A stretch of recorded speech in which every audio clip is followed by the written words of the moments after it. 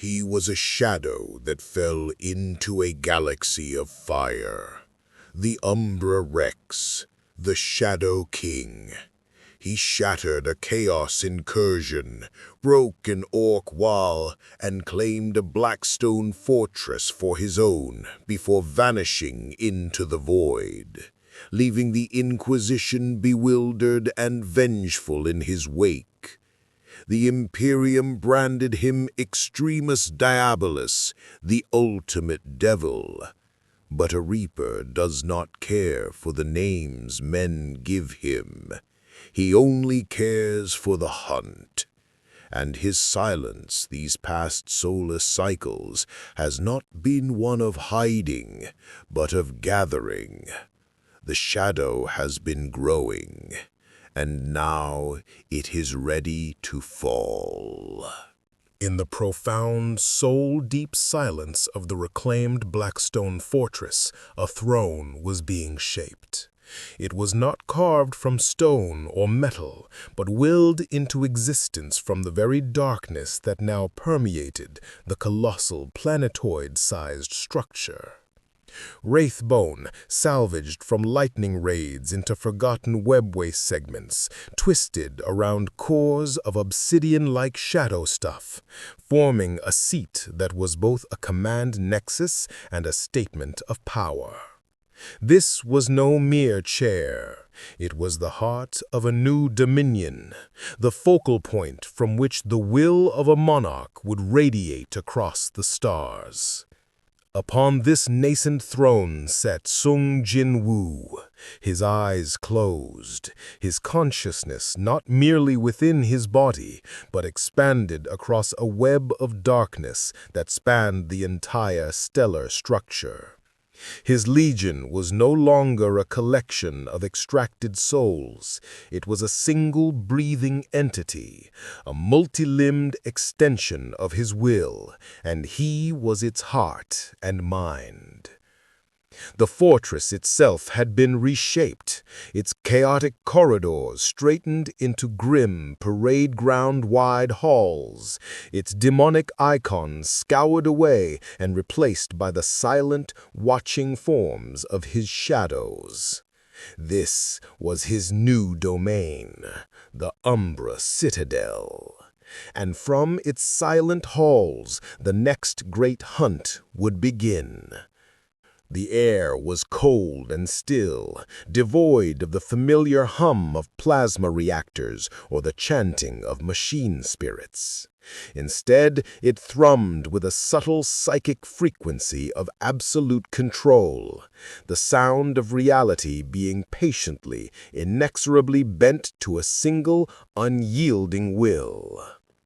The essences he had absorbed, the fervor of the word-bearers, the speed of the Drukhari, the brute force of the orcs, had not just created soldiers. They had been a violent education, a brutal immersion into the lexicon of this galaxy's horrors. They had granted him flashes of galactic cartography, whispers of ancient threats that slept in the void, and the psychic scent of truly gargantuan prey. One scent, in particular, was a constant gnawing static at the edge of his perception, a psychic drone of infinite hunger that eclipsed all others. The Tyranids of Hive Fleet Leviathan, a tendril of which was scouring a nearby sector, consuming worlds with the mindless efficiency of a natural disaster. It was a challenge, a feast of biomass and essence on a scale that called to the core of his nature as the Shadow Monarch. To consume such a foe would be to take a fundamental force of the universe and add its strength to his own. But to hunt a galaxy, one needs a galaxy-spanning weapon. His gaze turned inward, to the core of his power. The authority of the Shadow Monarch had fully acclimated to this reality, its roots sunk deep into the physics of this grimdark universe. It was time to push its limits, to evolve beyond mere extraction and into true creation. He stood from the throne, the shadows in the vast chamber shifting in a silent, synchronized response to his movement, and walked to a central arena, a place that had once been a demonic altar and was now a proving ground. His greatest shadows waited there. The newly ascended Diabolus, a hulking monument of dark power armor that radiated ancient malice. The swift and lethal assassins born from the Drukhari, their forms poised like coiled serpents. The brutish, unshakable forms of his orc shadows, their fists clenched with world-shattering potential. He did not speak, he simply willed it, the command flowing through the psychic link that bound them all. Two of the lesser word-bearer shadows stepped forward. As they reached the center of the arena, they did not clash. They began to merge. It was a horrifying and beautiful process, a symphony of silent, controlled annihilation. Their dark matter fusing, condensing, their power compounding in a silent, terrifying display. The resulting being was not just larger, it was denser, its armor more intricate and baroque, etched with runes of void energy that pulsed with a cold, hungry light.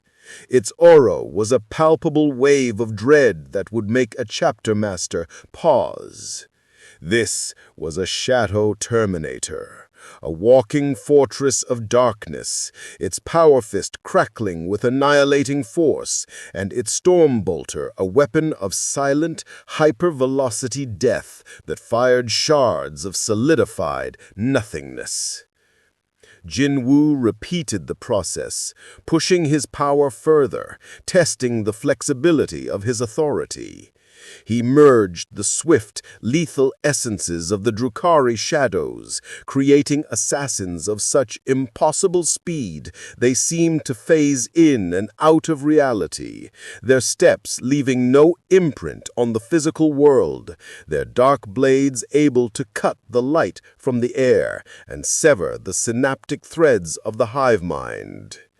He fused the hulking orc shadows into behemoths that stood as tall as imperial dreadnoughts, their fists capable of punching through a land raider's frontal armor, their roars silent but psychically devastating. He was no longer just raising the dead. He was evolving them, refining the raw, chaotic materials of this universe's horrors into a perfected, unified instrument of his will. Each fusion was a calculation, an optimization, a step toward creating the ultimate army. A tremor, subtle and psychic, ran through the citadel. Not an attack, but a signal, a faint, desperate cry echoing through the immaterium. A dying beacon, pulsing from a system designated Sanctus Mara, a system currently being consumed by the very hive fleet he had been monitoring. It was a call for help, a final defiant prayer from the doomed defenders, and laced within that prayer was a power signature he recognized, the burning, unyielding faith of the Sisters of Battle and the staunch transhuman resolve of the Adeptus Astartes. The Imperium was there, making its last stand. The pieces were aligning with a convenience that was too perfect to be accidental. A cold, knowing smile touched Jin-Woo's lips.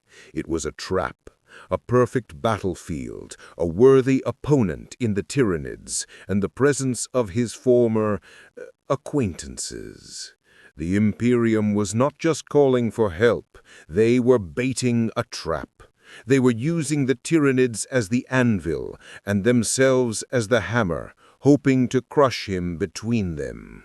They believed they were the hunters, orchestrating a grand gambit to rid the galaxy of two monsters at once. Their arrogance was as vast as their ignorance. He would not disappoint them. He would show them what a real hammer looked like. He opened a channel, not through Vox, but through the warp itself, his voice a whisper of absolute cold in the minds of every shadow in his legion, from the lowest Gretchen spectre to the mighty Diabolus. It was not a sound, but a concept, an imperative that bypassed language and lodged itself directly into their core programming.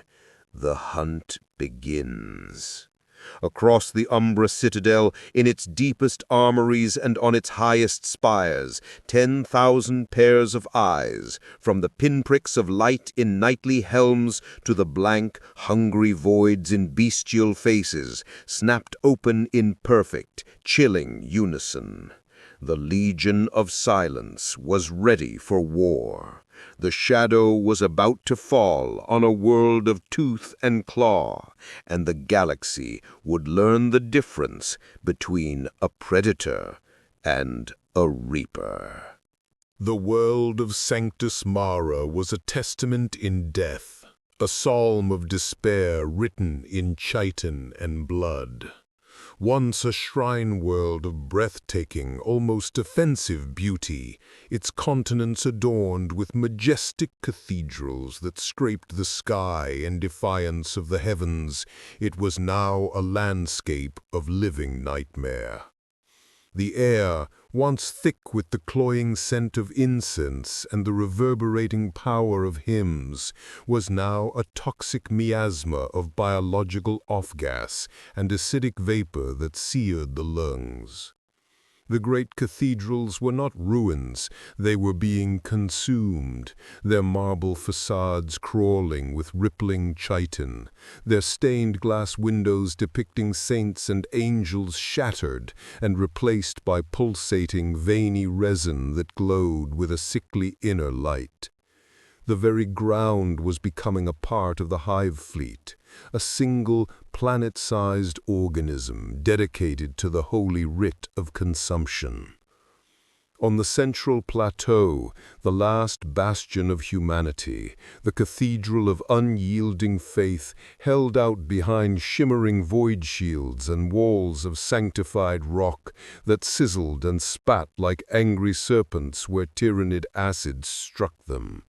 Here, amidst the echoes of their dying world and the fading whispers of their god-emperor, the trap was set.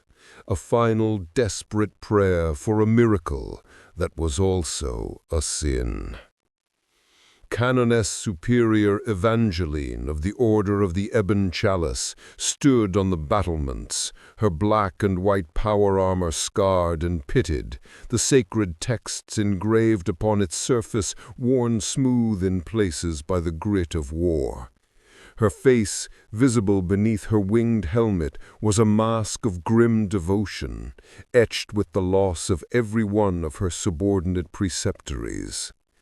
The promethium in her heavy flamer sloshed, a comforting lethal weight, the only warmth in a world growing cold.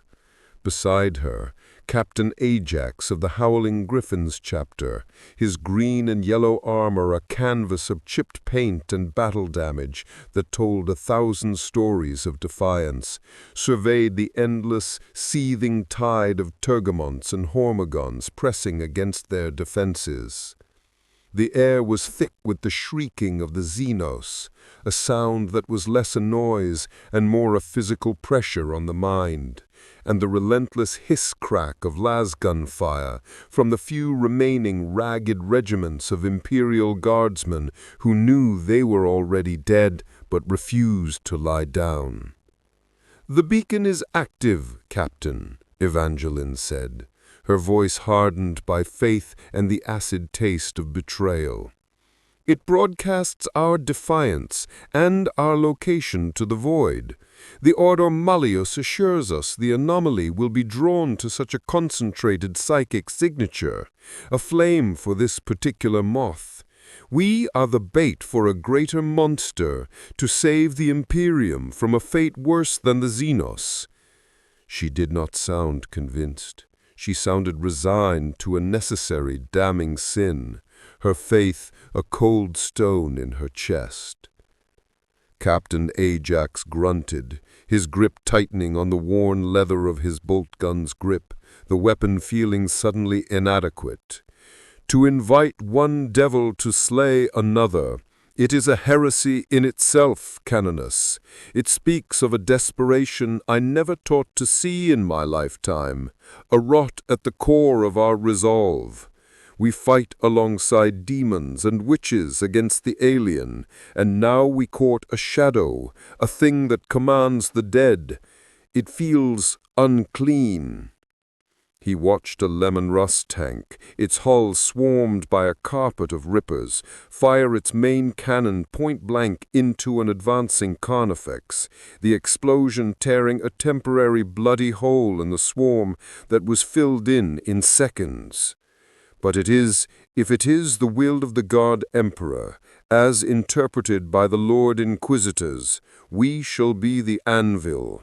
Let us pray the hammer is swift, and that we are not shattered upon its impact. As if on some cosmic cue, the tyrannid swarm, which had been a constant pressing wave of claws and teeth and mindless hunger, suddenly recoiled. It was not a retreat, but a reorientation, a global shift in focus that was felt by every psyker on the bastion. A ripple of confusion, a stutter in the hive mind's flawless, singular coordination spread through the chittering horde. The synaptic chatter that perpetually grated on the edges of consciousness became a unified screech of alarm, a psychic signal that shifted from base hunger to active threat assessment. Something had changed. The calculus of the hunt had been altered. From the starless, spore-choked sky, a new shadow fell. Not the organic living shadow of a descending hive ship, but an absolute light-swallowing blackness that seemed to tear a hole in the fabric of reality itself. There was no roar of engines, no flare of a Geller field, no psychic fanfare. The Umbra Citadel had translated from the warp without a whisper. It was simply there.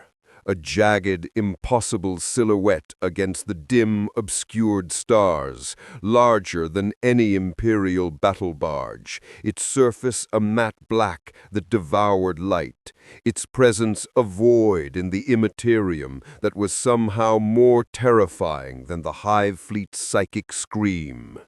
It did not fire its unknown weapons. It did not hail them. It simply hung in the sky, a passive, terrifying observer, a god considering an anthill. Then the sky began to rain shadows.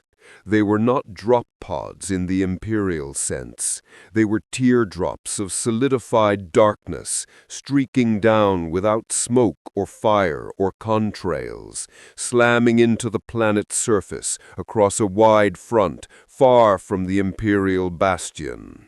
They did not impact with explosive force. They struck the ground and dissolved instantly into vast, expanding pools of liquid night. Ink spilled on the parchment of the world.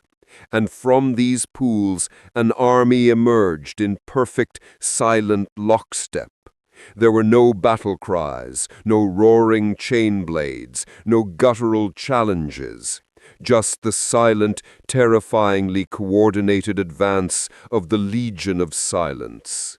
The clatter of tyrannid claws and the hiss of bioweapons were met with an unnerving, soul-chilling quiet, the sound of the abyss given form and purpose. The two most adaptive, all-consuming forces in the galaxy were about to collide. And the Imperials on the walls could only watch, their own war momentarily forgotten, as the anvil they stood upon was about to be struck by a hammer from the abyss, and they prayed to a silent emperor that they would not be the ones to break. The silence of the Shadow Legion was not an absence of sound, but a positive force, a vacuum that sucked the noise from the world.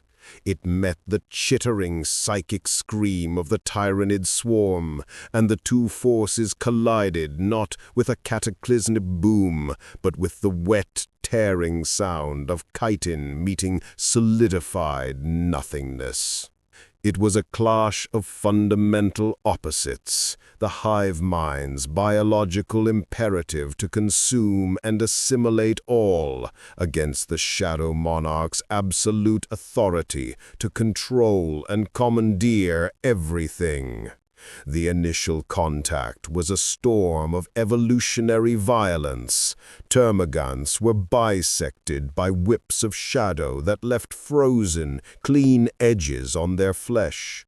Hormagons leaping through the air were caught mid-pounce by the fists of orc shadow behemoths and pulped into greenish ichor. But the Tyrannids were not mere beasts. They were a single galaxy-spanning organism, and they adapted with a speed that defied natural law. Their carapaces hardened, becoming glossy and resistant to the chilling touch of the specters. Warrior organisms unleashed volleys of flesh-borer beetles that chewed and burrowed into incorporeal forms, causing them to flicker and destabilize. Venomthropes exuded toxic, psychotropic mists that not only corroded physical matter but seemed to fray the very psychic bonds holding the shadows together, making them waver like mirages. Jin-Woo stood at the forefront of this silent, apocalyptic war, a scythe of darkness forming in his hand from the accumulated despair and death energy of the world. He was not just a commander shouting orders. He was a sovereign processing unit, the central node of a vast distributed tactical network. Every death, every broken shadow, every successful Tyrannid adaptation was a packet of information fed back to him instantly through the unbreakable psychic link he shared with his legion. He processed this torrent of data with a mind that had once managed a global system of gates and stats, a consciousness honed for optimal resource management and real-time strategic evolution. He was waging war on a biological, evolutionary level, and his laboratory was the entire continent. He observed with detached interest a Carnifex, a living battering ram of chitin and muscle, use its massive scything talons to effortlessly cleave a standard shadow marine in two, the dark matter dissipating like smoke. He analyzed the angle of the attack, the precise point of impact, the distribution of force across the shadow's form. It was a flaw, a vulnerability in the template. The next shadow marine that formed in the vicinity did not look markedly different to the naked eye, but its shoulder plate was subtly thicker, its geometry altered with a specific, calculated curvature designed to deflect the Carnifex's signature crushing blow. When the next Carnifex charged, bellowing its mindless rage, the shadow soldier braced, the talons screeched off the reinforced angled darkness in a shower of sparks and fragmented chitin, and the shadow drove its own blade, now sharpened to a monomolecular edge, up through the creature's softer underjaw and into its rudimentary brain. He saw a lictor, a master of ambush and a terror of the Imperial Guard, phase in and out of visibility, its chameleonic skin making it a ghost. It decapitated 3 Drukhari shadows before they could even register its presence, their forms dissolving into nothingness. This was a problem of sensory and reactive capacity. Jin-Woo isolated the essence of a Drukhari shadow, its preternatural speed and predatory grace, and merged it with the essence of a slain genestealer pure strain, its innate understanding of the hive mind's synaptic web and its own potent stealth capabilities. The result was a new, specialized class of soldier, a stalker-class shadow. It was sleeker, almost serpentine, and could not only match the lictor's chameleonic camouflage, but emit a localized psychic static that confused and frayed the hive mind's link to creatures around it, causing disorientation. Soon, the hunters became the hunted. Lictors were being stalked, cornered, and efficiently eliminated by their own dark, silent reflections, a predator-prey relationship inverted in a single, brutal, evolutionary leap. He was not just fighting the Tyranids, he was out-evolving them on a tactical timeline of minutes, not millennia. With a surge of power that flattened the lesser creatures around him, he plunged into the heart of the swarm, his scythe becoming a whirlwind of annihilation. He was a blur, a force of nature given a single focused purpose. He targeted the synapse creatures, the vital nodes, the officers in the hive mind's army. A Tyranid warrior directing a brood of gaunts with precise synaptic pulses was split from head to groin with a single contemptuous flick of his wrist. A venomthrope, shrouding its kin in a corrosive fog, was beheaded before it could register his presence, its toxic aura dissipating harmlessly. With each kill, he did not just destroy, he performed an extraction, his hand plunging into their core and pulling forth not just their shadow, but their very essence, their role in the great galactic food chain. The resulting shadows were different. They were silent, yes, and utterly loyal, but they pulsed with a dim, residual connection to the great devourer. They were his now, body and soul, but they were also a back door, a crack in the hive mind's psychic armor. Through them, he could feel faint echoes of the swarm's intentions, see flickers of its overarching strategy for this world, sense the flow of the hive fleet in the void above. It was like tapping a wire and listening to the conversation flowing through it. Finally, he located the command node for the regional assault, a hive tyrant, a magnificent and terrifying creature perched on a biomound of digested rock and corpses, its monstrous venom cannon and bone sword orchestrating the entire offensive. It saw him coming, its alien intellect, a fragment of the vast hive mind, recognizing a peer-level threat, an anomaly that disrupted the sacred process of consumption. They met in a cataclysmic clash that shattered the ground for meters around, sending gouts of earth and Tyranid body parts flying.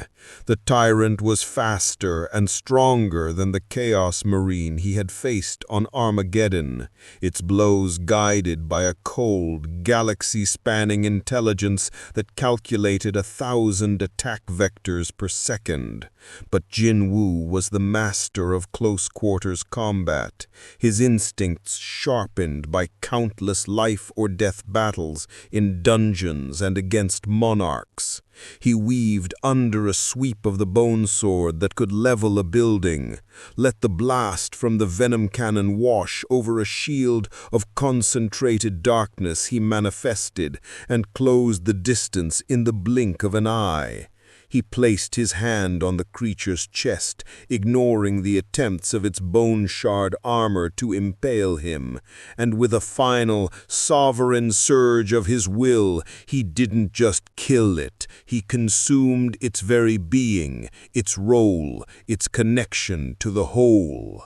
Just as the Shadow Legion began to decisively turn the tide, silencing vast swaths of the chittering horde and systematically severing the hive mind's synaptic network, the second, calculated part of the Imperium's grand design slammed into reality with the subtlety of a sledgehammer. The sky above Sanctus Mara, already choked with the organic pollution of mycetic spores and oppressed by the leg-devouring presence of the Umbra Citadel, tore open once more. This was not a silent arrival. This was a declaration of war, a symphony of imperial might meant to cow worlds and shatter fleets. From the shimmering, violent wound in reality erupted a battle fleet of immense and glorious power, a sight that would have inspired hymns on any other day. The proud, shark-nosed strike cruisers of the Howling Griffins chapter, their green and yellow livery a defiant splash of color against the bleak void. The pious, cathedral-like battle barges of the Sororitas, their hulls covered in devotional script and soaring aquilas that glowed with activated faith. And at the heart of this holy armada, the stark, unforgiving gray of the Grey Knight's fleet, led by the colossal battleship Sanctuary of Light. Its hull was a living tapestry of warding runes that glowed with a painful, purifying intensity, a beacon of absolute intolerance in a galaxy of heresy. A voice, magnified by powerful voxcasters and augmented by formidable psychic might, thundered across all imperial frequencies, a sound of pure, unyielding judgment that brooked no argument. This is Grandmaster Vardus of the Grey Knights. The abomination and the Xenos filth will burn together in the Emperor's purifying light. They are a twin-headed heresy against the sanctity of creation, a corruption of the natural order that cannot be allowed to fester. All batteries, all lances, all torpedo tubes, unleash the Emperor's wrath. Purge them all, leave not a single stone unturned, nor a single shadow cast, for the Emperor and for Titan. The ensuing broadside was an act of biblical fury, a storm of fire and metal that represented the absolute apex of imperial military technology. It was not a tactical strike aimed at military targets. It was exterminatus in all but name, a scorched earth policy applied to an entire continent. Dozens of lance beams, each capable of slicing through mountain ranges and boiling oceans, speared down from the heavens like the fingers of an angry god. Macro-cannon shells the size of hab blocks arced through the atmosphere on trails of fire, their trajectories calculated to cause maximum geological and biological trauma aimed at the densest concentrations of both tyrannid and shadow forces. Volleys of cyclonic torpedoes, their warheads designed for planetary annihilation, streaked toward the surface, promising a final, fiery baptism that would cleanse the world in nuclear fire. The Imperial High Command had made its cold, logical calculation. The loss of Sanctus Mara, its defenders, its history, and every soul upon it was an acceptable, even necessary price to erase the existential threat of the Umbra Rex from the galaxy. They would martyr a world.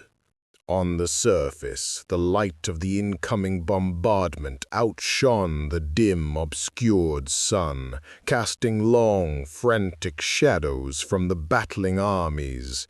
Canoness Evangeline looked up, a prayer for forgiveness and understanding on her lips, her faith in the plan of the Imperium warring with the horror of being sacrificed by her own kind. Captain Ajax slammed a power-armored fist onto the battlement, the stone cracking under the impact. He roared in futile, rage-filled anger, not at the Tyranids, not at the shadows, but at the distant, faceless lords of the Inquisition who had deemed him and his men expendable. They had been prepared to die as the Anvil, a noble, heroic death in the God Emperor's service, but not to be vaporized as mere collateral damage, a footnote in a failed attempt to kill a greater threat. This was not a martyr's end, it was a disposal. Jin-Woo, standing amidst the carnage he was so efficiently orchestrating, looked up at the firestorm descending from the sky. The Imperial fleet's arrival was a variable he had anticipated, their betrayal as predictable as it was foolishly short-sighted. They saw two monsters and decided to kill both, their vision clouded by dogma and fear, blind to the fact that one monster was single-handedly saving their entire sector from consumption, preserving Imperial worlds and resources they would have desperately needed in the wars to come. Their fear had overridden their strategic reason, a fatal flaw he had seen in lesser hunters throughout his life. He felt no anger at their betrayal. Anger was a wasteful emotion. He felt only a profound sense of disappointment, the disappointment a master craftsman feels when inferior materials fail under stress. They were like children throwing a tantrum in the face of a force they could not comprehend, breaking their own toys in a futile attempt to smash the storm. He did not order a retreat. He did not command his forces to seek cover, for there was no cover from such an onslaught. He did not even look concerned. He simply issued a new silent command, a test of the unified power of the Legion and a statement of his own. It was time to show the Imperium the true chasm that lay between their might and his authority. Across the entire battlefield, every shadow soldier, from the lowliest Gon shadow skittering in the ruins to the mighty Diabolus crushing a tyrant god underfoot, stopped moving mid-action. As one, in a movement of breathtaking, impossible synchronicity, they turned their gaze skyward. Then they raised their hands, their weapons, or simply the collective focused intensity of their wills towards the heavens. It was a gesture of unified defiance, a silent salute to the coming apocalypse. From each of them, a stream of pure, absolute darkness shot upwards, not a beam of energy, but a tendril of void itself. 10,000, 100,000, countless tendrils of anti-light coalesced, weaving together in a complex shimmering lattice into a massive planet-wide canopy, a shadow dome that covered the entire continent where the battle raged. It was not a solid shield in the conventional sense, but a swirling liquid nebula of annihilating blackness, a barrier that seemed to drink the very concept of energy, light, and heat. Looking at it was like looking into the absolute nothingness that existed before the universe was born. The Imperial bombardment struck. The cataclysm met the void. Lance beams, which could melt through adamantium mountains and bore into a planet's core, were absorbed into the dome without a flash, their immense energy dissipating into the infinite blackness as if they were raindrops falling into a bottomless ocean. Macro-cannon shells detonated against its surface, but the explosions were silent, visual affairs. Their concussive force and shrapnel swallowed whole, the fireballs themselves seeming to be sucked into the swirling darkness. The cyclonic torpedoes, the ultimate instruments of planetary death, impacted and vanished, their world-killing payloads extinguished as if they had never been fired, their existence negated. The dome held, utterly and completely unbreachable, a testament to a power that defied the Imperium's entire understanding of physics and the Immaterium. The ground beneath it was untouched, the battle between shadow and scale continuing beneath the silent, starless sky, as if the apocalypse from above had been nothing but a fleeting, irrelevant light show. The only sound was the continued, now muffled chittering of the Tyranids and the silent, relentless advance of the shadows. On the bridge of the Sanctuary of Light, Grand Master Vardas stared at the hololith in stunned, disbelieving silence. The sensor returns showed nothing. A perfect, impenetrable sphere of non-existence where the continent should be. No energy signatures, no thermal readings, not life signs, not even the background radiation of the planet. It was a hole in reality, a patch of void sewn onto the fabric of the world. "How?" he breathed, his voice losing its divine authority for the first time in centuries, reduced to a whisper of pure, unadulterated shock. "Such a power cannot exist. It violates the sacred laws of the Materium. It spits upon the logic of the Immaterium. This is not sorcery. This is something else entirely." His tech marines and psychers were frantically trying to recalibrate sensors and scry the surface, but their instruments registered only an absolute null. It was as if that part of the planet had been cleanly excised from existence.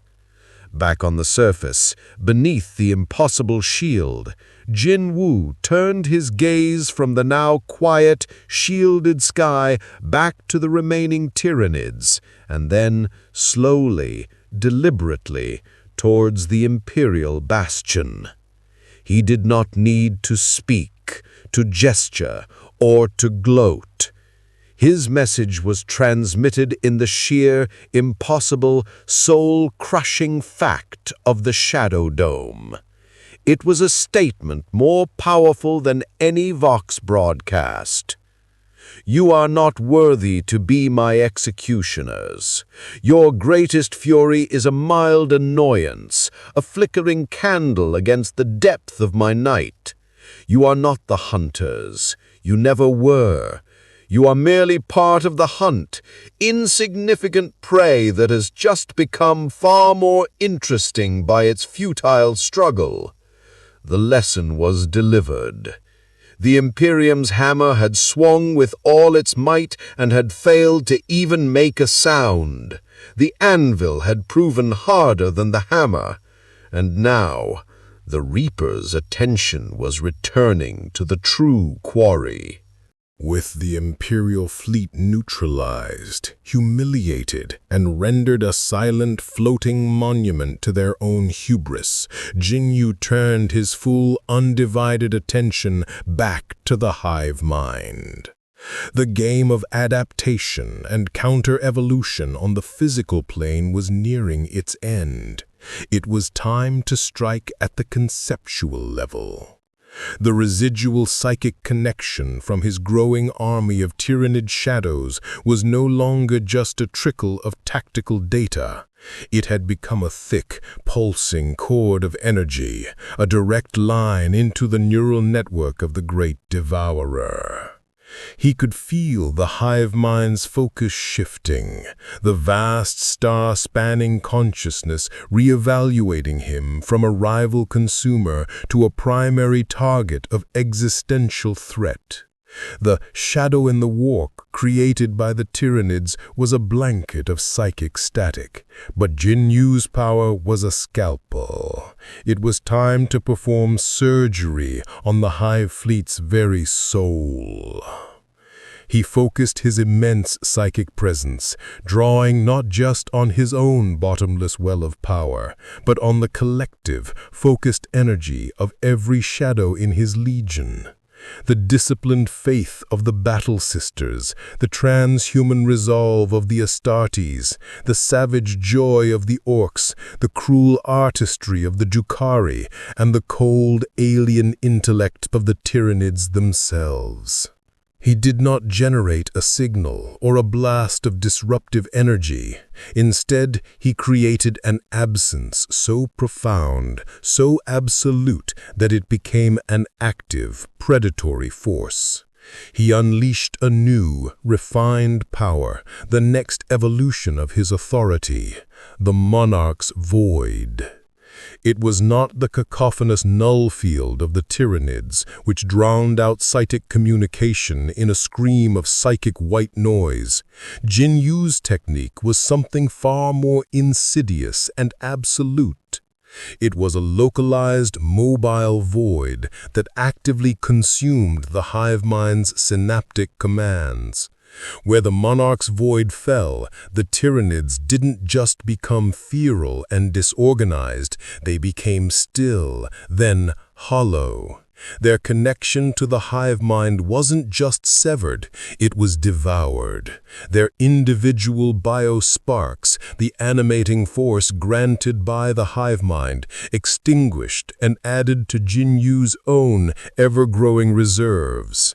He was not just killing them, he was eating their will, their very capacity for existence, leaving behind nothing but empty biological husks. He was a black hole for consciousness, moving through the swarm like a scythe through wheat, but a scythe that also consumed the field as it reaped. Gaunts and warriors simply dropped, lifeless as he passed, their psychic potential siphoned away before their bodies even knew they were dead. He was draining the swamp, and the hive mind, for the first time, felt every drop of water vanish into an unaccountable nothingness. Through the enhanced connection provided by his hive tyrant Shadow, a being that was once a master of this very swarm, he pinpointed the source of the hive fleet's localized consciousness on the planet. It was not just another leader organism. It was the very heart, the engine of propagation and central processing for this entire tendril, a Norn queen. It was buried deep beneath the converted mass of the central cathedral, a location now a pulsating veiny mound of biomass, protected by the most elite and monstrous bioforms the fleet could produce. The air around it thrummed with power. Hierophants, living artillery batteries, stood sentinel. Tyrant Guard, the ultimate protectors, formed an unbreakable phalanx around the chamber. The most ancient and vicious lictors, their shifting skins through a nightmare kaleidoscope of colors, lurked in the shadows, ready to eviscerate any intruder. This was the inner sanctum, the throne room of the Hive Fleet's planetary presence.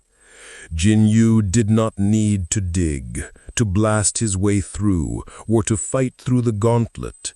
He simply stepped into the shadow of a fallen carnifex, a pool of darkness that connected to every other shadow on the planet, and emerged from a larger pool of liquid night in the very center of the Norn Queen's chamber.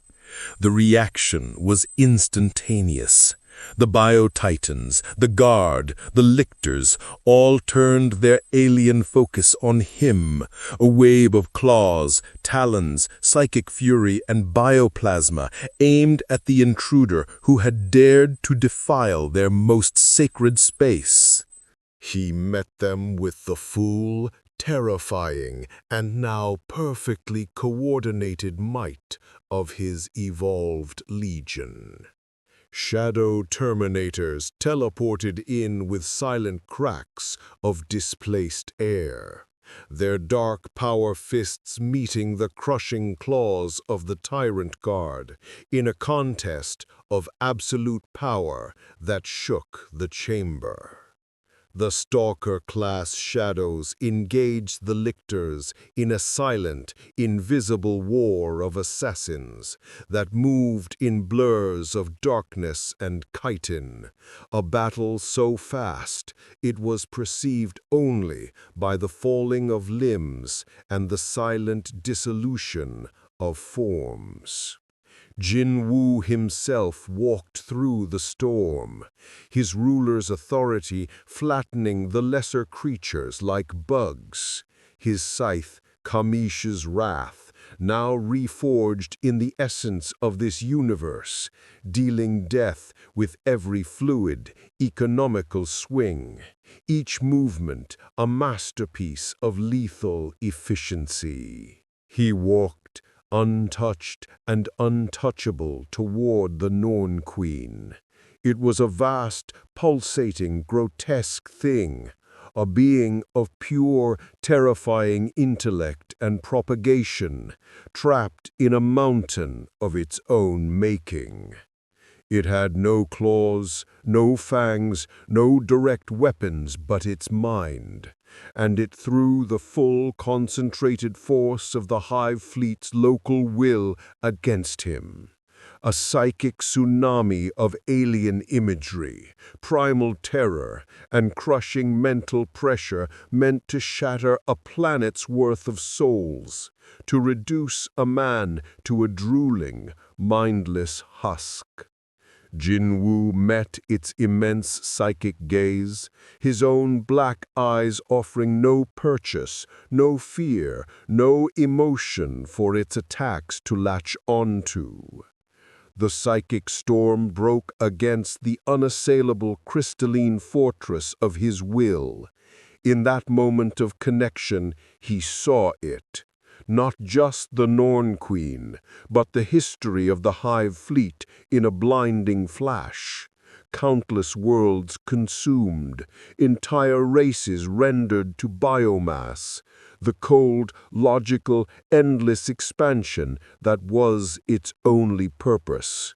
He saw the Imperium as the hive mind saw it, a brittle, chaotic, but frustratingly resilient infestation, a complex puzzle that was being slowly, methodically solved. He placed a hand on the Norn Queen's glistening, synaptic node-covered flesh. The creature shuddered, not in pain, but in a profound, cosmic confusion. It could not compute this variable. "Your purpose ends now," he whispered, the words of final judgment. He did not just extract its shadow. He performed a sovereign extraction. He consumed not just the creature's life, but its role, its connection to the hive mind, its very concept within the fleet's hierarchy. He was not just taking a soldier, he was usurping a general and claiming its command codes. The essence of a Norn Queen has been absorbed. Authority over bioforms has been integrated, synaptic comprehension heightened. The feedback was cataclysmic, a torrent of genetic data, spatial coordinates of the greater Hive Fleet, and raw evolutionary power that would have vaporized any other being. The entire Tyrannid presence on Sanctus Mara shuddered as one. Every single remaining creature, from the mightiest Carnifex to the lowliest Ripper swarm, let out a final, unified shriek of psychic feedback, a sound of a network experiencing a fatal system error, and then fell, completely and utterly lifeless. The hive mind's presence on the planet had not been defeated in battle. It had been surgically deleted, its core programming unplugged and its energy source claimed. The constant, grinding pressure of the hive mind in the warp was suddenly absent, leaving a silence that was somehow more deafening than its prior noise. The silence that fell over the battlefield was heavier than any bombardment. The shadow dome above dissipated, revealing a sky once again clear of imperial fire. The distant stars looking down on a world saved by a nightmare. The battlefield was a horrifying tableau. Mountains of tyrannid carcasses, a graveyard of a galactic-scale organism, and standing silently, victoriously among them, the completely unscathed and now even more numerous and diverse Legion of Silence. Jin-Woo stood where the Norn Queen had been, the shadow of the massive creature now rising behind him, a new, terrifying general for his army, a being of immense psychic and strategic potential he named Xylos. He had not just won a battle. He had decapitated a tendril of a galactic-scale organism and added its crown to his collection. He had taken the ultimate consumer and made it a part of his own system of control. The hunter had bagged his trophy, and it was time to address the noisy spectators who had tried to interrupt the hunt. The silence that followed the death of the Norn Queen was a physical presence, a weight that pressed down on the world of Sanctus Mara.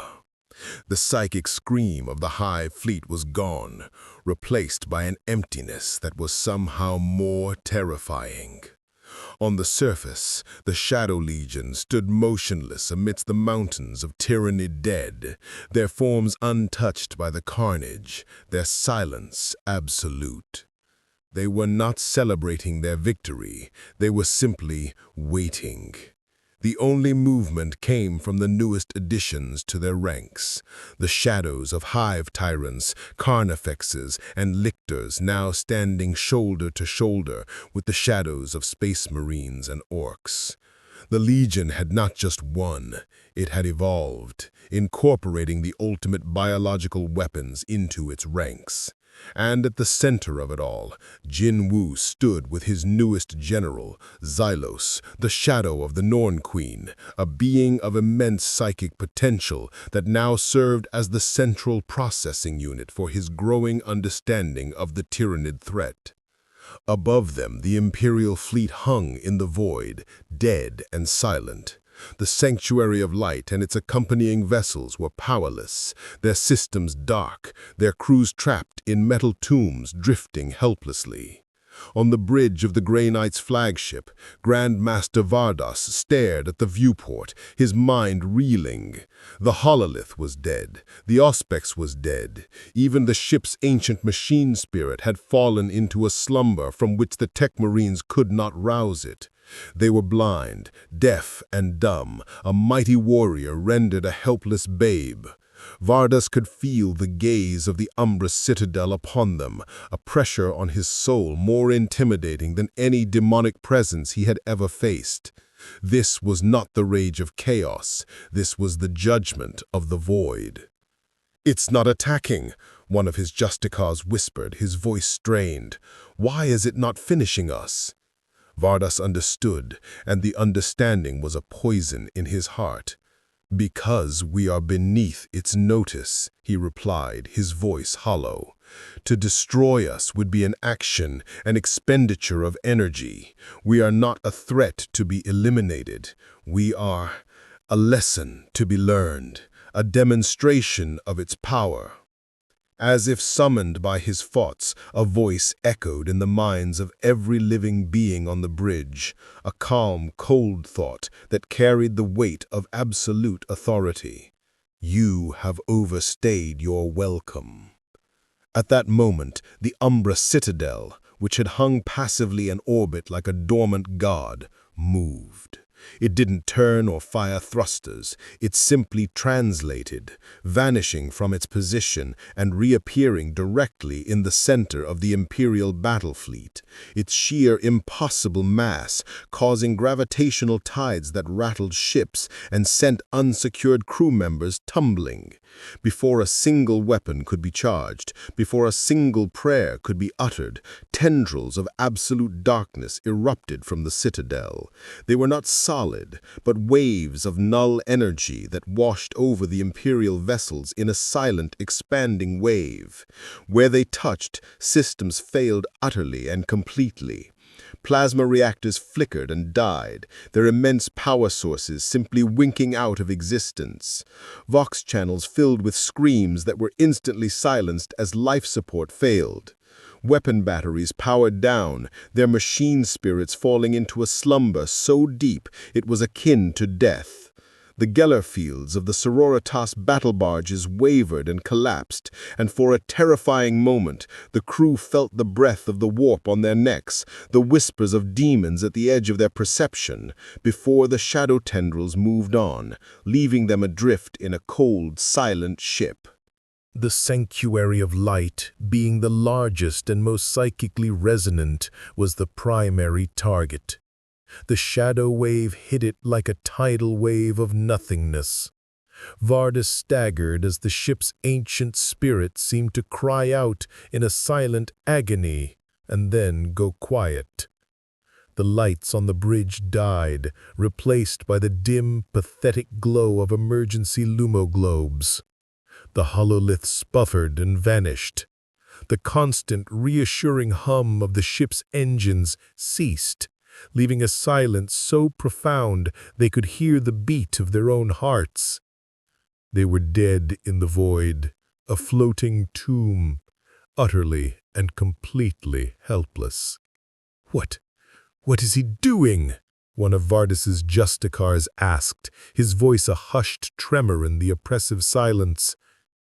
Vardis looked through the viewport at the monstrous shape of the Umbra citadel, now hanging before them like a moon of night. "He is not destroying us," Vardis replied, the truth dawning on him with horrifying, humiliating clarity. That would be a waste of resources, an acknowledgement that we were a threat worth the effort to eliminate. He is disarming us. He is proving beyond any doubt that we are not a threat. We are being humiliated. We are being put in our place. On the surface, the message continued, projected into the minds of Captain Ajax and Canoness Evangeline. It was the same calm, implacable voice. "Your fleet is mine. Your world is cleansed. You sought to use me as a weapon. You have succeeded. The price for this service is your continued existence. Do not make me reconsider its cost." He was giving them a choice, a lesson in realpolitik on a galactic scale. They could take their hollow victory, a world saved by the very entity they had sworn to destroy, and leave, their tails between their legs, and spread the tale of the Shadow King's mercy. Or they could force him to demonstrate why mercy was a currency he rarely spent, and why the designation Extremis Diabolus was not a challenge but a warning. As the powerless Imperial fleet drifted, the Umbra Citadel's shadow tendrils retracted, flowing back into its dark hull. Then, with the same silent finality with which it had arrived, the colossal fortress vanished from the Sanctus Mara system, taking its entire legion with it. It left behind a saved world, a humbled fleet, and a galaxy that was now terrifyingly aware that a new, unstoppable power had truly arrived. The Reaper's gaze had passed over them, and they had been found wanting. The lesson was clear. The Imperium was no longer the apex predator in the galaxy. It was just another species in the ecosystem, and a new, silent king had ascended to the throne. The departure of the Umbra Citadel left a void more profound than its presence. On the surface of Sanctus Mara, the silence was broken only by the moaning of the wind through fields of dead Tyranid chitin and the distant, desperate attempts of the Imperial fleet to restart their systems. The victory felt like a defeat, a Pyrrhic triumph that left a scar on the soul of every Imperial who witnessed it. They had been saved by a being they had sworn to destroy, and in the process had witnessed a power that rendered their greatest military might irrelevant, their faith a quaint superstition in the face of absolute control. In the strategium of the slowly recovering sanctuary of light, the atmosphere was funereal. The air stank of ozone and fear. Grandmaster Vardis stood before a static-filled hololith, his helmet removed, revealing a face etched with deep lines of frustration and a newfound chilling fear. Inquisitor Caleb, who had arrived with the Grey Knight's fleet to observe the success of their trap, stood beside him, his own expression a mask of grim validation. "He could have destroyed us," Vardis stated, the words like ash in his mouth. "Every ship, every battle brother, every sister of battle. He held our lives in his hand and chose to simply let us go. He didn't even take our lives as a trophy. Why? What is his game?" Caleb stared at the dead screen, his mind racing with the implications. "You assume his motivations are akin to ours, Grandmaster. You think in terms of mercy, honor, strategy, or even cruel diplomacy. You are wrong." The Inquisitor turned, his steel-gray eyes boring into Vardis, filled with a hard-won and terrible knowledge. "I have seen into the echo of his past. He does not see us as rivals or even as enemies in the emotional sense. We are part of the ecosystem, the herd. He is the apex predator. He did not spare us out of mercy or strategy. He spared us because the herd must be maintained for the hunt to continue. We are not worth the energy to exterminate, and we may yet provide stronger prey in the future, or cull weaker predators that would otherwise compete for his resources." The implications were staggering, a heresy that struck at the very core of the imperial truth. The Imperium of Man, 1,000,000 worlds strong, the master of the galaxy by divine right, was being assessed like a population of grazing animals by a galactic hunter. It was a perspective so alien, so utterly devoid of the human context of empire and faith, that it was difficult to even comprehend. "Then what is his goal?" Vardis demanded, his voice rising slightly. "What could possibly be his prey if a Hive Fleet tendril is merely a diversion? What is worth this gathering of power?" "He consumed a Norn Queen," Caleb said quietly, the words laden with dread. The hive mind is now aware of him as a primary target, but he is also aware of it, the true hive mind, not just a tendril. And through the knowledge of the word-bearers he consumed, he knows of the chaos gods, their nature, their power. Through the Drukhari, he knows of the Eldari and their lost gods. He is cataloging the galaxy, Grand Master. He is sizing up every major power, analyzing their strengths and weaknesses, deciding which to hunt first. We are not his enemy. We are an entry in his bestiary. A tech priest scuttled forward, his mechadendrites twitching nervously. My lords, our long-range astropathic choir is detecting disturbances, faint but following the predicted energy signature of the anomaly's departure vector. With great effort, the tech priests managed to route minimal power to the primary hololith. It flickered to life, displaying a star chart of the surrounding sector. It showed the path of the Umbra Citadel, not as a straight line, but as a series of short, instantaneous jumps. And at each point it had briefly appeared, something significant and horrifying had happened. An Orc-Wa fleet, en route to a vital Imperial system, had simply vanished. No debris, no distress signals, no energy signatures. Just gone, as if wiped from existence. A Black Legion warband, raiding a shrine world, had been found utterly annihilated.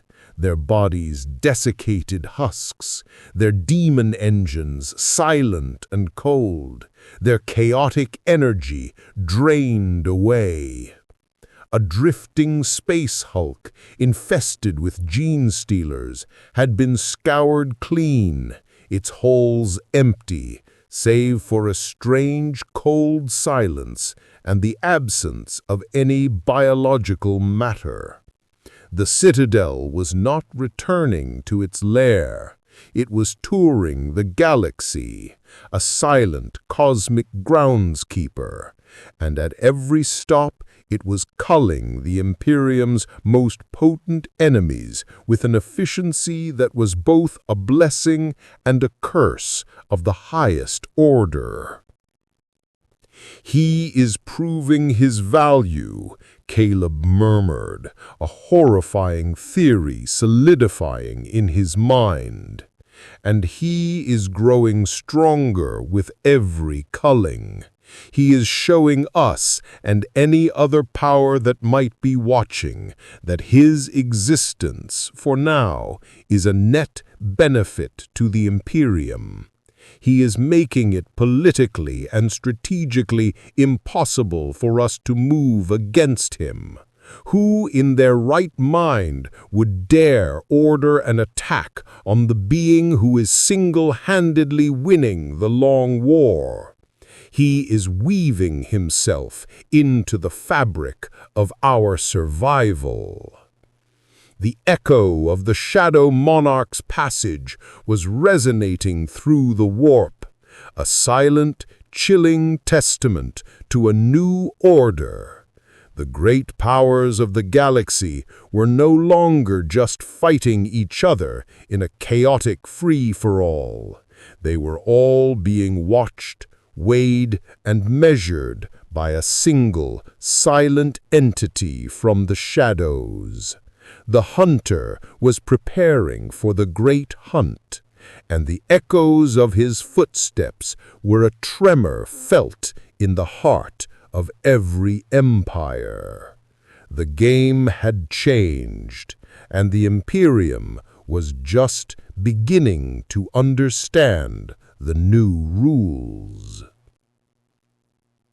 Deep within the heart of the Umbra Citadel, in a throne room that was a physical manifestation of Jin-Woo's will, the true scope of his power was on display.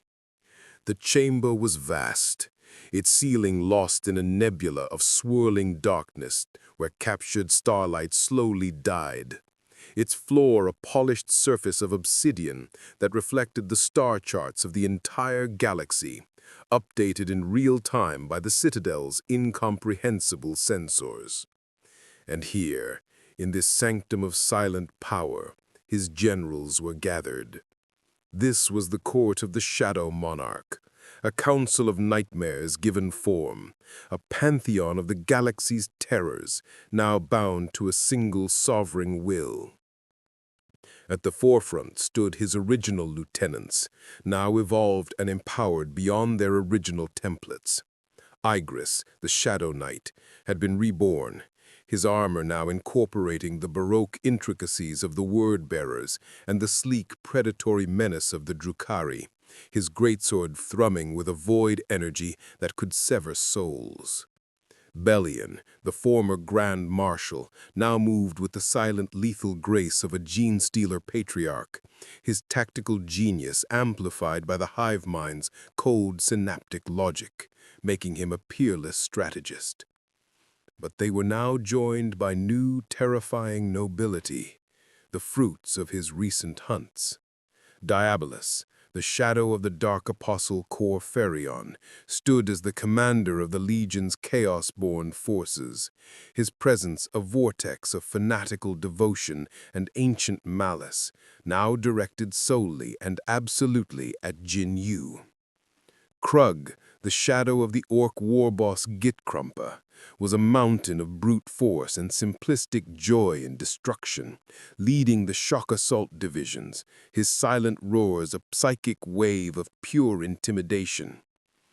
And newest among them, and perhaps the most significant, was Xylos, the shadow of the Norn Queen. It was not a warrior in the conventional sense, but a vast, pulsing intelligence, a living supercomputer housed in a throne of intertwined biomass and solidified shadow. Its purpose was to manage the Legion's staggering logistics, direct its constant evolution, and to act as a dedicated analytical engine, constantly monitoring and analyzing the hive mind's movements and strategies, searching for a critical weakness in the galactic-scale organism. Jin-Woo sat on his throne, observing his court. The silence was not empty. It was filled with the psychic hum of countless calculations, status reports, and power flows. Through Xylos, he was processing the immense data torrent from their recent hunts. The essence of the orcs was simple and direct, adding raw, uncomplicated power to the Legion's foundation. The essence of the Black Legion was complex and layered, granting deeper, more disturbing insights into the machinations of the dark gods, the nature of the warp, and the looming singular threat of Abaddon the Despoiler, a being who saw himself as a master of destiny. Each conquest was not just a victory, it was a lesson in the grotesque curriculum of this universe. The Imperium believes it has survived an encounter with a force of nature, Jin-Woo stated, his voice the only sound in the silent hall, calm and measured. They are wrong. They have been assessed, catalogued, and filed away. They are resilient, but fractured. Their faith is a potent weapon, but their leadership is blind, trapped in a dogma that prevents them from seeing the galaxy as it truly is. They are not the primary threat. They are a symptom of the galaxy's disease, not the cause. Xylos pulsed, its psychic voice a whisper that resonated directly in the consciousness of every being in the court. Primary analysis, High Fleet Leviathan, main body detected converging in the Octarus sector. Biomass consumption rate, exponential. Projected Imperial resistance, insufficient. Threat level, Alpha Primaris. Recommendation, preemptive engagement while the Imperium is distracted. High probability of extracting unique bioforms for further evolution. Risk assessment, high. Potential for attracting the direct attention of the hive mind's core consciousness. The great devourer is a singular will, a purpose made flesh. Jin-Woo mused, his black eyes reflecting the glowing icon of Leviathan on the stir chart. Its scale is appealing. To consume it would be to integrate a fundamental law of this universe into our own. It would be a significant step. Diabolus's shadowy form shifted, the spiked armor clinking silently. The dark gods whisper of a coming black crusade. The despoiler gathers his forces at the Eye of Terror. His essence is a nexus of ambition, hatred, and cursed purpose. It would be a worthy prize, my king. He fancies himself a master of the galaxy's fate. Abaddon is a man who mistakes momentum for destiny. He is a pawn who believes he is a king, his every move dictated by the laughter of thirsting gods. He will keep. His essence is tainted, complex. It can be harvested later, once the larger threats are pacified. He then turned his gaze to a new flickering sector on the star chart that Xylos highlighted. It showed a region of space known as the Ghoul Stars, an area of such ancient and profound dread that even the Imperium's boldest rogue traders dared not venture there. Imperial scans were inconclusive, maddening, but Xylos, by piecing together Drukhari myths of fallen empires, orcish legends of big bad things that even they feared, and fragments of Imperial forbidden lore, had identified a pattern, a sleeping threat, something old, something that predated the Imperium, the Eldari, perhaps even the Chaos Gods themselves. The data was sparse, but the silence from that region was, in itself, a scream. The galaxy is layered with threats, like an onion of nightmares. The Imperium and the Chaos Gods are the loud, obvious beasts fighting over the carcass of reality. The Tyranids are the swarming locusts, consuming all in their path. But the oldest predators, they sleep the deepest, and their essence is the most potent, the most refined by eons of slumber. They are the final bosses of this reality.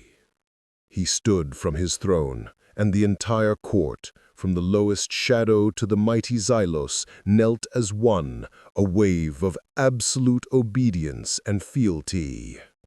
We will continue to cull the herd, the orc fleets, the pirate kingdoms, the renegade chapters. Let the Imperium think we are their unseen guardian, a beneficial parasite.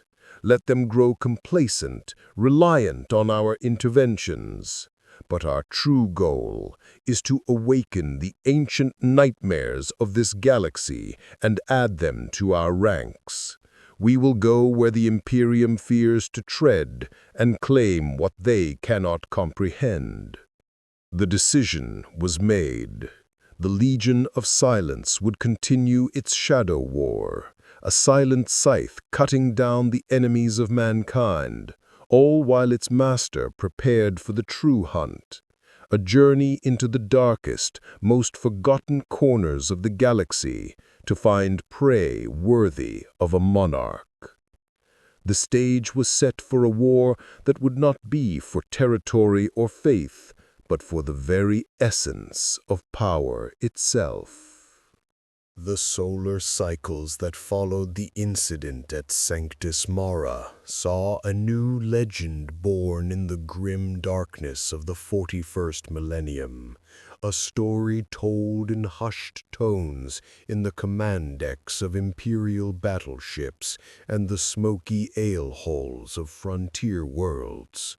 They called it the Ghost in the Machine, a phantom savior that struck without warning and vanished without a trace, leaving only the husks of the Imperium's enemies in its wake. There were no sighting reports, no victorious communiques, only the aftermath of impossible battles. an agri-world on the verge of being overrun by a Wa from the Cheradon sector, found the orcish horde disintegrated overnight, their camps filled with silent, desiccated green corpses, their war engines cold and lifeless, picked clean of anything useful.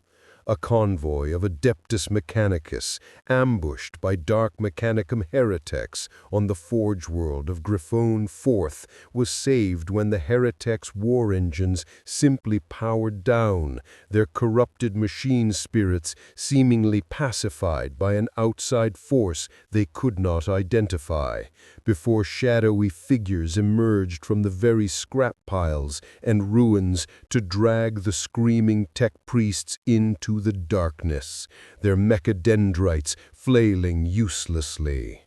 A powerful chaos cult, on the verge of summoning a greater demon of Chinch in the underhives of Necromunda, was found the next morning utterly eradicated. The summoning circle scoured so clean it was as if it had never been inscribed, the demonic presence severed from reality so completely it was like a surgical excision, leaving the air feeling strangely empty and pure. The Imperium was baffled. The Ordo Malleus was in an uproar, their chambers echoing with furious debate. Some inquisitors, those of a more puritanical bent, argued vehemently that this was the work of a hitherto unknown and insidious Xenos race, a threat that needed to be identified and purged with extreme prejudice. Others, like Caleb, knew the terrifying truth, but found their voices silenced by their superiors who refused to acknowledge the reality of the Umbra Rex. To admit that a single, unaligned entity was accomplishing the work of entire Space Marine chapters, that it was effectively winning battles the Imperium was losing, was a heresy that struck at the very foundation of the Imperial truth. It undermined the entire narrative of human supremacy and the divine necessity of the imperial war machine. How could they preach the absolute need for the God Emperor's light when a creature of darkness was doing his work more effectively? But the most terrifying incident, the one that truly cemented the legend and sent seismic shocks through the most logical and unyielding institution in the Imperium, occurred in the Hadron Expanse. A tendril of High Fleet Kraken, separate from the main Leviathan swarm, had enveloped the forge world of Metalecta 12. The planet's mighty defenses, its legions of Skitari, and its cohorts of battle servitors were being slowly, inexorably ground down by the endless tide of chitin and claws. The air was thick with the smell of ozone, promethium, and burning alien flesh, but the tide was not turning. The Adeptus Mechanicus sent a desperate, binary cant distress call into the void, a call they fully expected to go unanswered, a final log entry before their world was added to the Hive Fleet's digestive history. The Umbra Chatadel answered. It did not engage the Hive ships in a void combat of lance strikes and microcannon broadsides.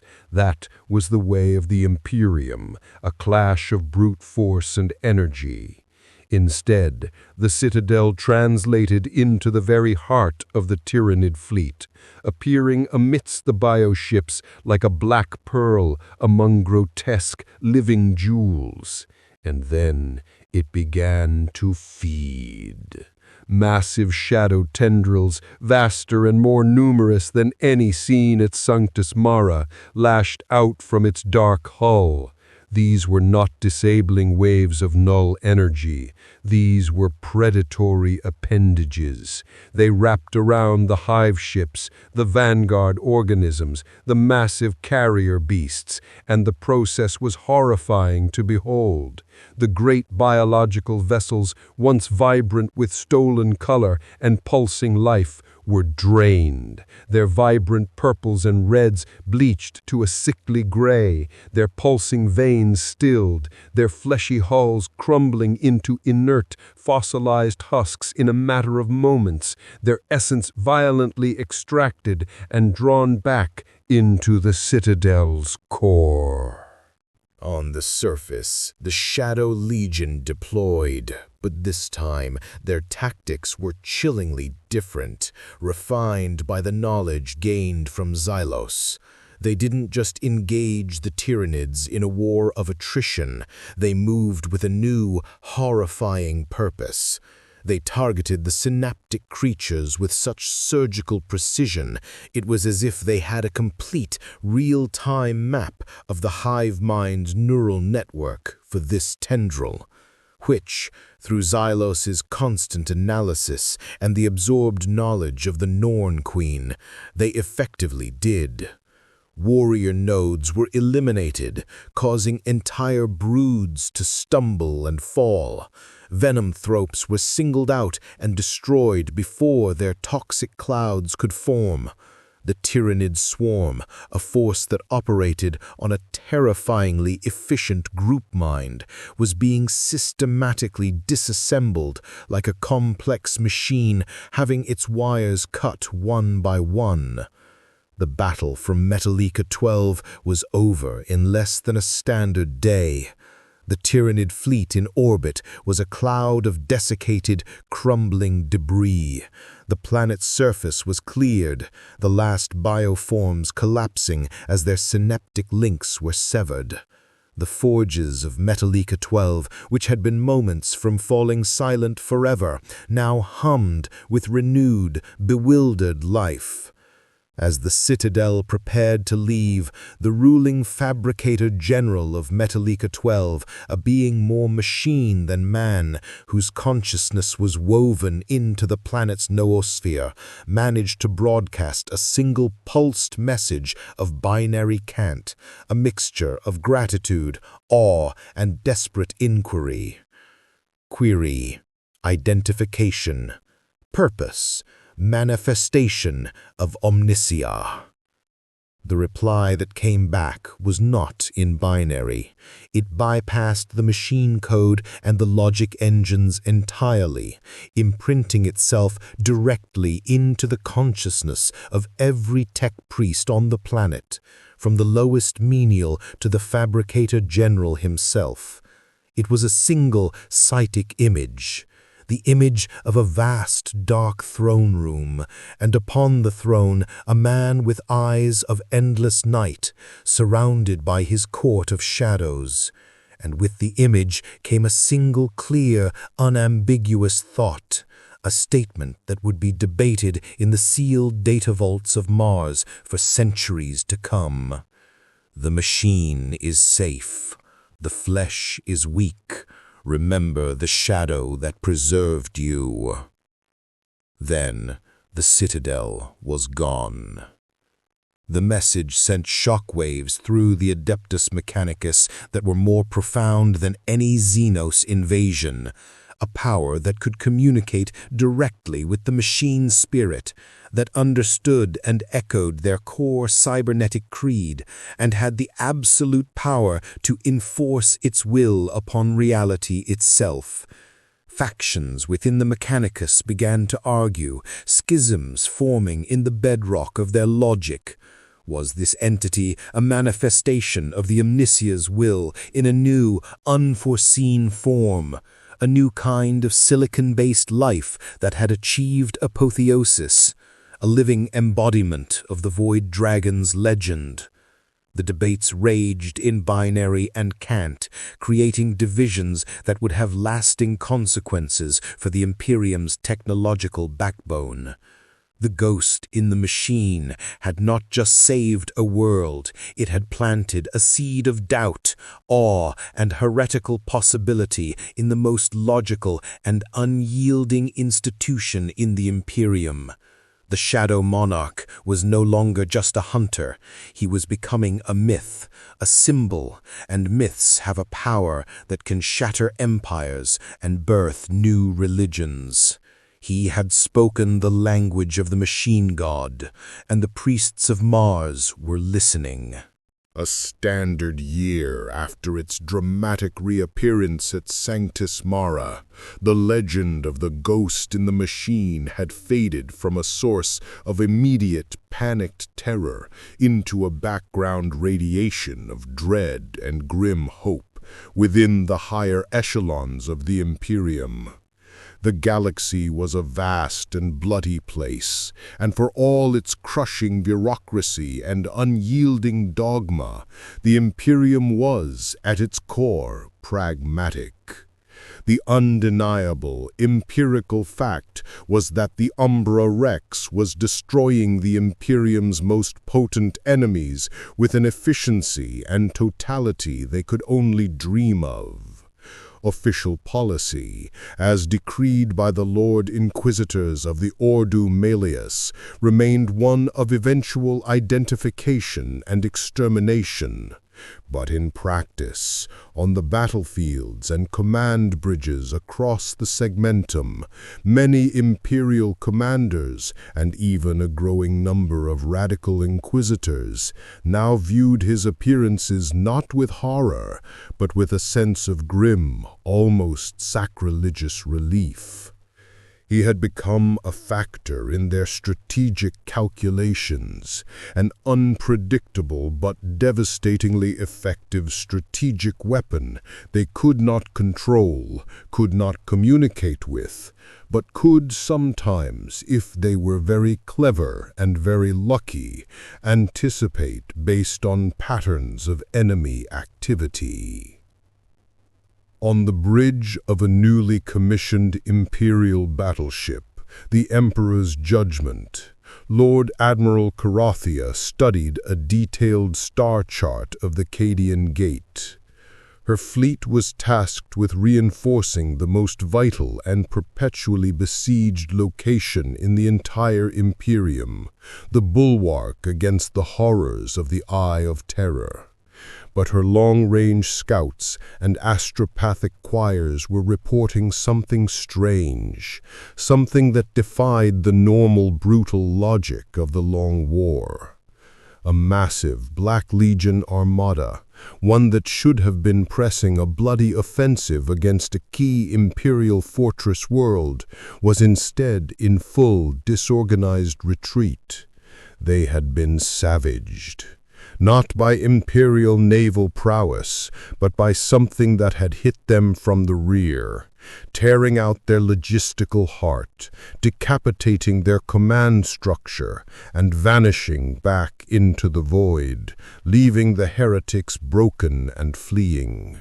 The damage reports, what little could be gleaned from augur ghosts and survivor testimonies, spoke of ships drained of power, crews found as desiccated husks, and a chilling, pervasive silence. "It was him, wasn't it?" her young flag lieutenant asked, his voice a mixture of awe and a fear that had become routine. He no longer needed to say the name. Carathea didn't turn from the hololith. She simply gave a slow, solemn nod. She had received a sealed, crypto-warded communique from a source deep within the Ordo Malleus, a source she knew to be Inquisitor Caleb. It contained a single stark sentence that had become her unofficial standing order. "The shadow moves against the great enemy.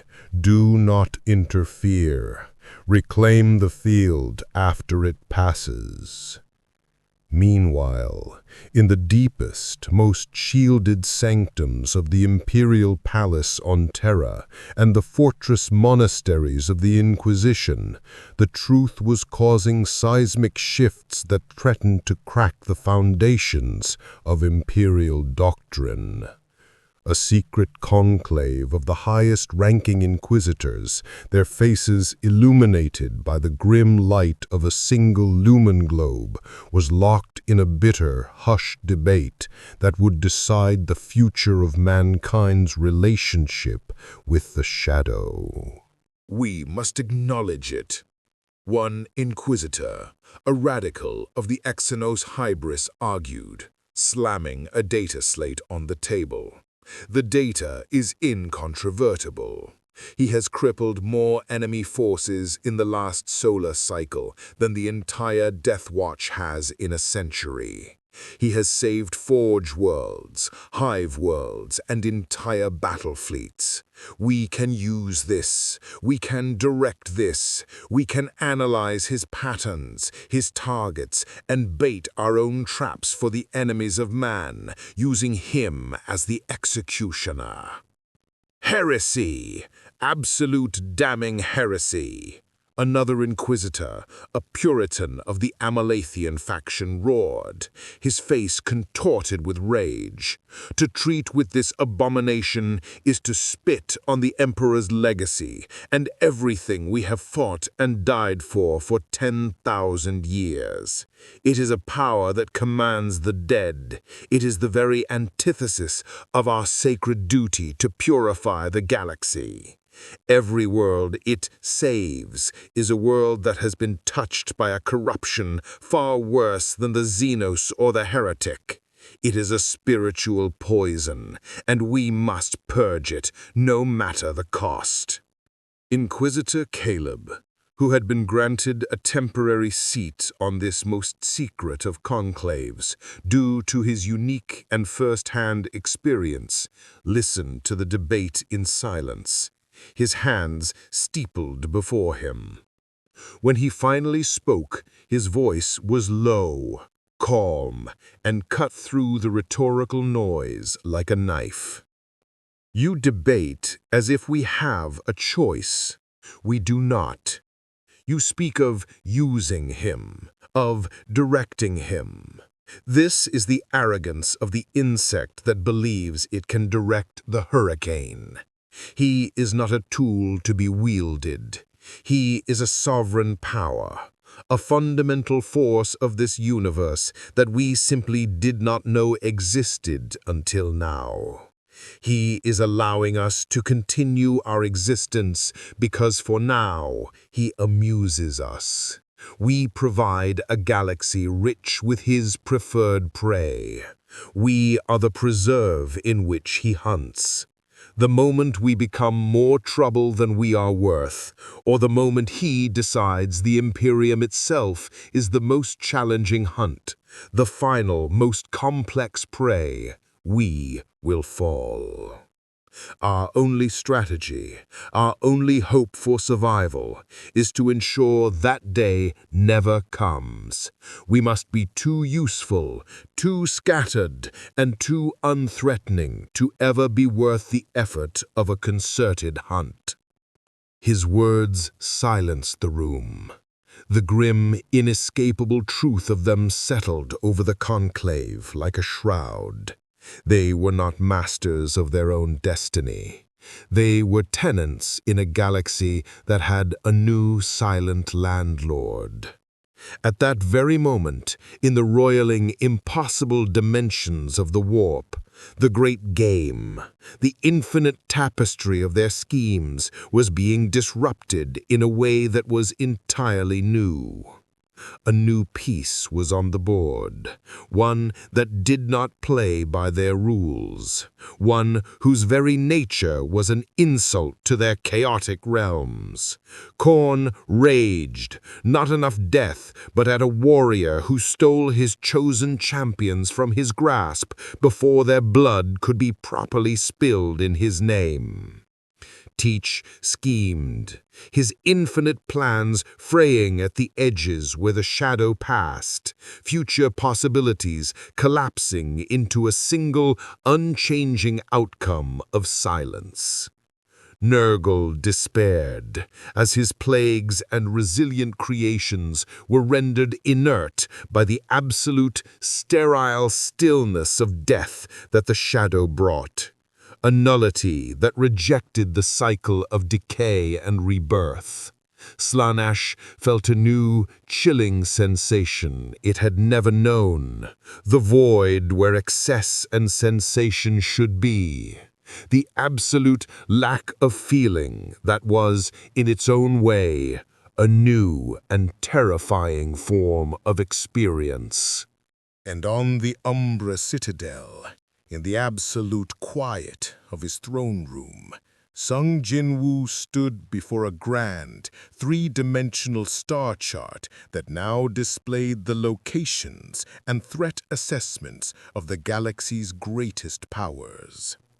The hive mind's main body, a colossal, galaxy-consuming shadow in the galactic east, the raging, chaotic tempest of the Eye of Terror, a wound that bled madness, and the silent, enigmatic depths of the Ghoul Stars, a question mark that even Xylos could only partially decipher. His legion was at its absolute peak, a perfectly balanced, self-replenishing army of every major species and faction. Its soldiers evolved to their theoretical limits through countless fusions and refinements. He had spent a year culling the weak, testing his strength against the strong, humbling the Imperium, and sowing discord among his enemies. The phase of reconnaissance and resource gathering was over. Xylos pulsed, its final analysis complete. The massive star chart zoomed in on the primary target, its icon glowing with a baleful, hungry light. All primary targets identified, threat assessments finalized, Legion readiness 100%. Resource reserves at maximum. The path is clear, my monarch. The great hunt awaits. Jin-Woo's black eyes reflected the countless stars, each one a potential battlefield, a name on a galactic hit list. The calm, the period of being a ghost, a legend, a myth, was finished. That had been the prelude. He turned to his court, to his entire legion, his will radiating out from the citadel like a psychic shockwave, a mobilization order that echoed in the soul of every shadow under his command. The preliminary hunts are over. The time for culling the herd is done. It is time to wage a war worthy of a monarch. Our target, the heart of the great devourer, Hive Fleet Leviathan. We will go to the Octarius War, and we will consume the consumer. The Shadow Monarch had finished his preparations. The storm was about to break, and the galaxy would soon learn that there were fates far worse than being consumed by the Tyranids. There was being caught between the Devourer and the Reaper. The Shadow Monarch is no longer a rumor in the dark. He is a fact of the galaxy, a sovereign of the void whose silence speaks louder than the roar of gods. He has assessed the herd, and now he moves for the alpha predators. The stage is set for a war that will eclipse the Horus heresy, a silent apocalypse against the chattering hunger of the hive mind. The Imperium can only watch and hope that, when the dust settles, there is still a galaxy left to rule. Will the Legion of Silence triumph over the endless swarm, or will the Shadow Monarch find, in the heart of the great devourer, a hunger even he cannot control? The hunt for the galaxy's greatest predators has begun.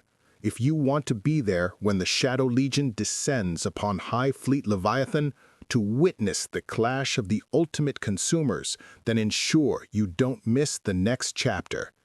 Like this video to fuel the Forge worlds that produce these tales.